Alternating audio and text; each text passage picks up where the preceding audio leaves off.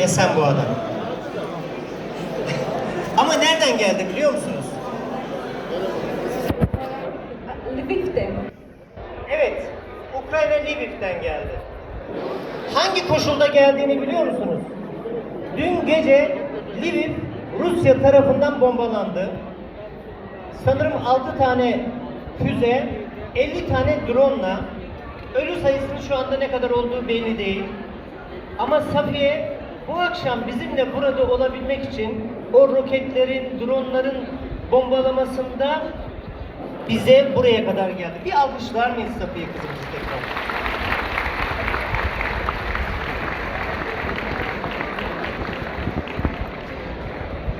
Evet, kendisine çiçek takdim ediyoruz. Ama bunun için Ukrayna'nın askerlere çok sağ olsun.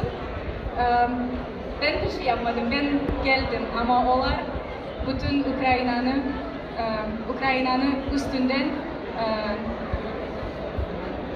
Ukrayna'nı tutarlar. Onun için onlara çok çok sağ ol. Ama bırakmayalım. Bir daha hep birlikte ey güzel kırmızı söyler miyiz? Kendisine eşlik eden Akaylar apakaylar, balalar şakalar. Bu mübarek Kırım gecesine hoş geldiniz, sefalar getirdiniz. Kırım ata vatanımız esaret altında, zulüm altında, işgal altında. Bizler bunda birlik olup Kırım'da yaşayan, dünyada yaşayan bütün dostlarımıza selam veririz.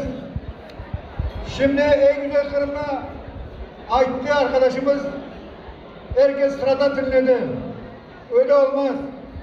Şimdi hepinize istirham ediyorum, rica ediyorum. Ayağa kalkın. Masanın önündeki bayraklardan birer tane bayrak alalım. Ey güzel Kırım'ı hep birlikte Kırım için, vatan için, millet için söyleyelim.